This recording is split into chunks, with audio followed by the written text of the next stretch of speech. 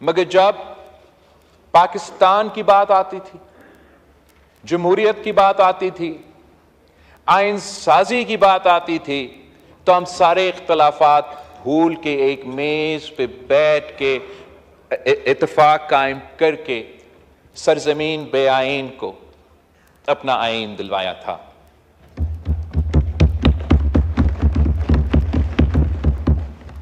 हमने 18वीं तरमीम के वक्त उस दौर के सियासी हालात के मुताबिक सियासी इत्तेफाक राय पैदा करके तारीखी आइन साजी करके जो हमारा आइन में तमाम काले कवानीन थे, आमिर के डले हुए जज साहिबान की इजाजत के साथ, वो तमाम काले कवानीन को हमने अपना आइन से निकलवा दिए। और तब भी वो तारीखी काम था। आज का दौर का अपना सियासी हालात है, अपना सियासी ग्राउंड रियलिटीज है। जो पॉलिटिकल स्पेस पाकिस्तान की सियासत में आज सियासी जमातों के लिए मौजूद है, जितना आज वो सियासी स्पेस तंग है, उतना 2008 में नहीं था, उतना 1973 में नहीं था। लेकिन सियासतदान के इम्तिहान ही यही होता है कि जितना आपको स्पेस मिलता है, आप उस स्पेस पे कितना खेल सकते हो। और मैं समझता हूं कि मौजूदा सियासी सूरत हाल में जब पॉलिटिकल पोलराइजेशन और पॉलिटिकल पार्टिसनशिप का जो हालात है वो आपके सामने है, जब आमतौर पे ये तासुर दिया जाता है कि पाकिस्तान की सियासतदान एक दूसरे के हाथ तक नहीं मिलाने के लिए तैयार है, जहां हुकूमत के इत्तेहादी ऑपोजिशन की जो लार्जेस्ट पार्टी है, उनसे हमारा बाकायदा राब्ता वैसे इतना ज्यादा नहीं होता।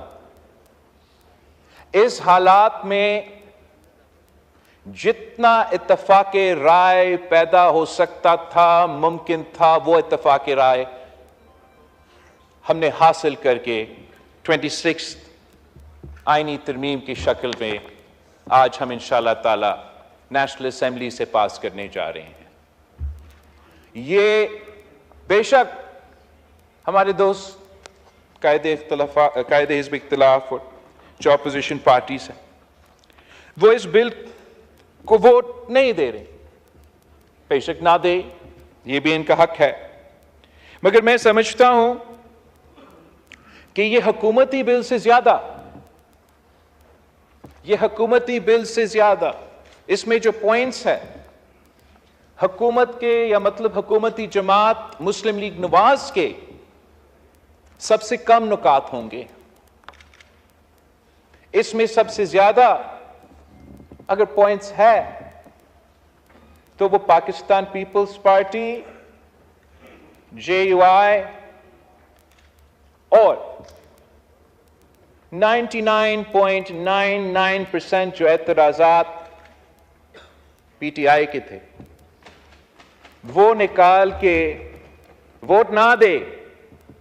कंटेंट तो जनाब स्पीकर जितना क्लोज टू कंसेंसस हो सकता था वो है। और मैं समझता हूं कि ये सियासत की फतह है, ये जमहूरियत की फतह है, ये सियासी जमातों का फतह है।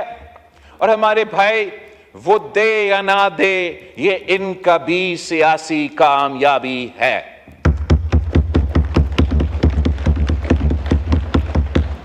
जनाब स्पीकर, मैं पाकिस्तान के अवाम के लिए थोड़ा समझाना चाहूंगा कि हम कितना बड़ा काम करने जा रहे हैं। हम वो काम जो 18वीं तरमीम में हमने पार्लियामान में किया, सदर के इख्तियारात वजीर आजम और पार्लियामान को डिवॉल्व किए गए, वफाक के इख्तियारात वसाइल सूबे के साथ डिवॉल्व किए, शेयर किए गए थे, वैसे ही हम आज जो अदालत में पावर कॉन्सेंट्रेटेड था उसको भी हम डिवॉल्व कर रहे हैं, डिवाइड कर रहे हैं, और इंशाअल्लाह ताला ये साबित होगा कि जैसे 18वीं तरमीम ने हमारे पार्लिमान के लिहाज से, वफाक के लिहाज से, जमहूरियत के लिहाज से, डेवोल्यूशन के लिहाज से इनकलाबी रिफॉर्म्स थे, वो इंशाअल्लाह ताला तारीख साबित कर देगा कि जो काम हम आज करने जा रहे हैं ये भी तारीखी काम है।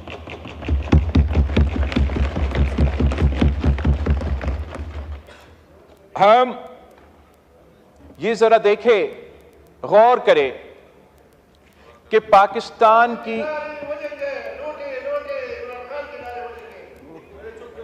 जी प्लीज, जहां तक जनाब स्पीकर, जो लोग कहते हैं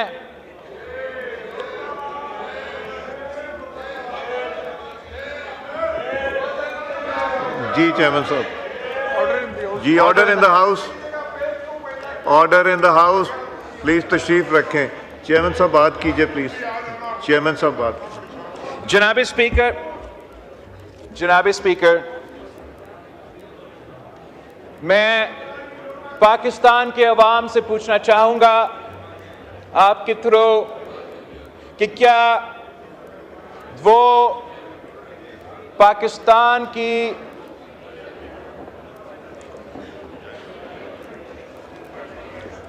आप ऑर्डर रिस्टोर करेंगे तो मैं बोलूंगा मिस्टर स्पीकर। जी kindly please order in the house, ये ट्रेजरी साइड से ज्यादा आवाजें आ रही हैं। जनाब स्पीकर, मैं पाकिस्तान के अवाम से पूछना चाहूंगा कि क्या वो पाकिस्तान के निज़ाम अदल से, पाकिस्तान की इंसाफ के निज़ाम से मुतमिन हैं या नहीं। मैं पाकिस्तान के अवाम से पूछना चाहूंगा कि क्या वो ये चाहते हैं कि जैसे पाकिस्तान की अदालत का निज़ाम चलता आ रहा है वैसे ही चलना चाहिए। मैं पूछता हूं कि क्या हम भूल चुके हैं कि पाकिस्तान की अदालत की तारीख क्या है। हमारा अदालत का काम था जमहूरियत का तहफ़्फ़ुज़ दिलवाना, हमारा अदालत का काम था आईन का तहफ़्फ़ुज़ करना, हमारा अदालत का काम था आमिर का रास्ता रोकना। जनाब स्पीकर, आप मुझे एक दफ़ा बताए कि अदालत ने ये जिम्मेदारी पाकिस्तान की तारीख में कब पूरा किया है। आधा पाकिस्तान की हिस्ट्री में हम डिक्टेटरशिप रहे हैं, मगर वो डिक्टेटरशिप को कामयाब होने में सफ़े अव्वल का किरदार तो हमारा अदालत का रहा है। कायदे अवाम शहीद जुल्फ़िकार अली भुट्टो को इस अदालत ने तख्तेदार पे लटका दिया। जनरल ज़ियाउल हक को इस अदालत ने इजाजत दी कि आईन में तरमीम करे। इस अदालत ने 90 के दहाई में 58 2B के नाम पे एक न्यूज पेपर कटिंग का, जंग की न्यूज पेपर की कटिंग के बुनियाद पे 2-3 जज बैठ के शहीद मोहतरमा बेनजीर भुट्टो की पहली हुकूमत को खत्म कर देते। ये अदालत की तारीख कोई ढकी छुपी बात नहीं है कि अगर आमिर जनरल परवेज मुशर्रफ ने इस मुल्क पे राज किया तो उनको इजाजत इस अदालत ने दी। इस तरमीम में अगर इन्होंने तब्दीली लेकर आए तो इजाजत इस अदालत ने दी, और अगर वो यूनिफॉर्म में सदर का इलेक्शन लड़ा तो वो भी इजाजत इस अदालत ने दी। आइन का तहफ़्फ़ुज़ करने वाले, आइन का जमहूर का तहफ़्फ़ुज़ करने वाले, जनाब स्पीकर, ये है इनका किरदार आमिराना दौर में। जमहूरी दौर को हम जरा देख ले, 2008 से लेके 13 तक, 2013 से लेके 2018 तक। उसके बाद भी जमहूरी दौर में अचानक अदालत को जमहूरियत याद आती है। वो सिर्फ जमहूरियत और आईन और दस्तूर को तब इनको याद आता है जब हम जिदोजहद करके, हम कुर्बानियों दे के आमिर को भगाते हैं, तो फिर हमारा अदलिया को आईन, जमहूरियत और कानून याद आते हैं। मगर उस आईन और इस जमहूरियत को याद आते हुए भी वो अपने इख्तियार अवाम को इंसाफ देने पे इस्तेमाल नहीं करते। वो अपना इख्तियार आईन और जमहूरियत को तहफ़्फ़ुज़ देने के लिए इस्तेमाल नहीं करते।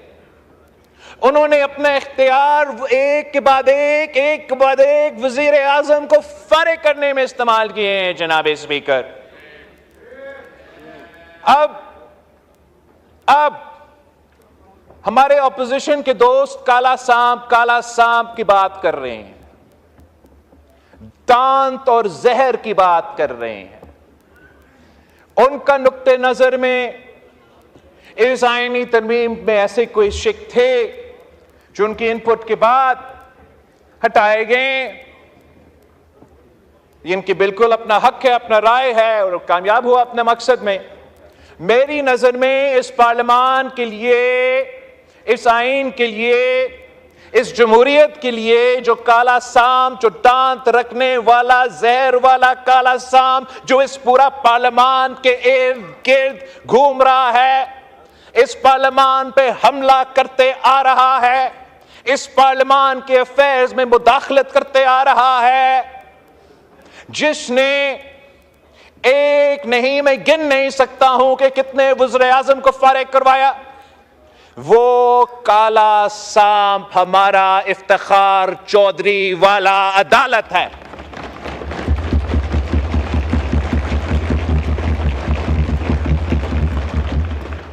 ये क्या बात हुई कि आप हमारा वज़ीर आज़म को तख्तेदार पे लटका दे? आप हमारा वज़ीर आज़म को जो सरेआम दहशतगर्दी के हमले में शहादत कबूल करती है, उसको इंसाफ नहीं दिलवा सकते। आप उसके बाद जो वज़ीर आज़म मुंतखब होते हैं, आप कहते हैं एक खत ना लिखने पे उसको फारिग कर देते हैं। उसके बाद दूसरा वज़ीर आज़म को कहते हैं कि आपने अपना बेटा से 10,000 दरम नहीं लिया, आपका 2 दहाई अक्सरियत है, मगर हम 5 जज साहब एक कलम के जरिए आपको फारिग करते हैं। हमने 58(2) भी खत्म किया तो अदालत ने सादिक और अमीन के जरिए वो 58(2) भी वापस अपने पास ले लिया। हमने अदम एतमाद को वो वाहिद जरिया समझा कि ये जायज आईनी जमहूरी तरीका है किसी वजीर आजम को हटाना। तारीख में पहली बार हम वो हमारा अपना इख्तियार इस्तेमाल करते हैं और अदालत एक गैर आईनी 63A के फैसला के थ्रू हमसे वो इख्तियार छीनते हैं, अदम एतमाद का शर्त को डिसफंक्शनल बना देते हैं।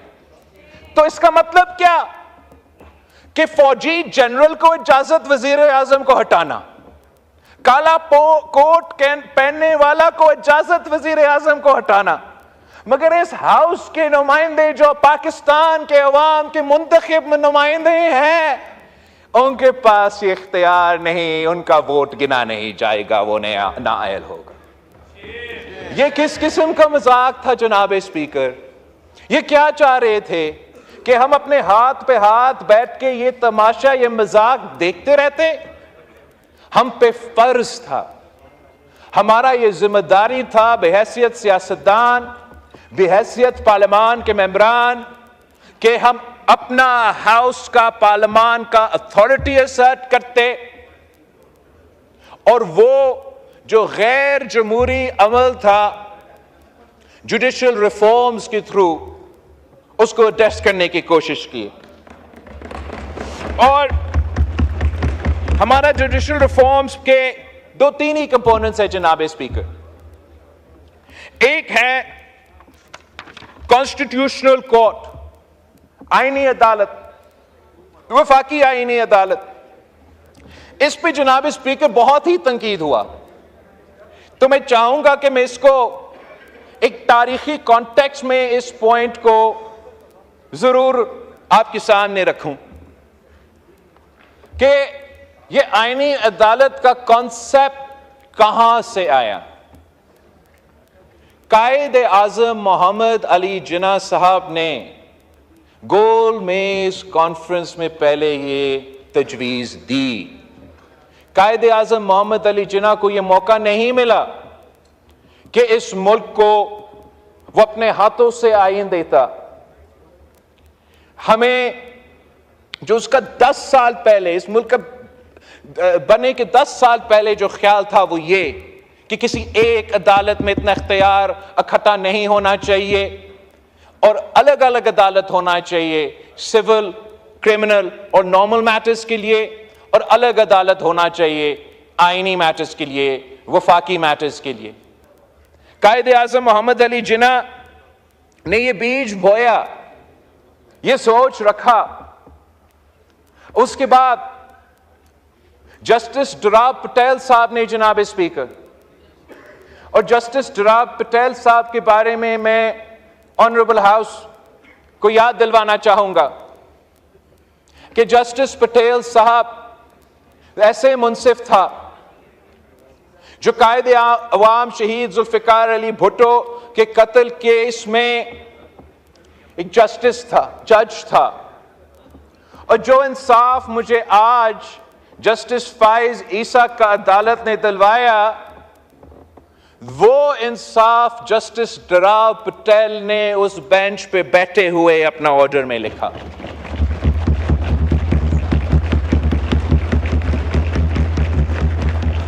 और जस्टिस डराब पटेल को, जनाब स्पीकर, पाकिस्तान का चीफ जस्टिस बनना था। उसके दरमियान में जनरल जिया उल हक का पीसीओ था। अगर जस्टिस डराब पटेल का अपना कुर्सी का फिक्र होता, अगर जस्टिस डराब पटेल के लिए अपना कुर्सी या चीफ जस्टिस सिर्फ अहमियत रखता तो वो पीसीओ का ओथ लेता और इस मुल्क का चीफ जस्टिस बनता।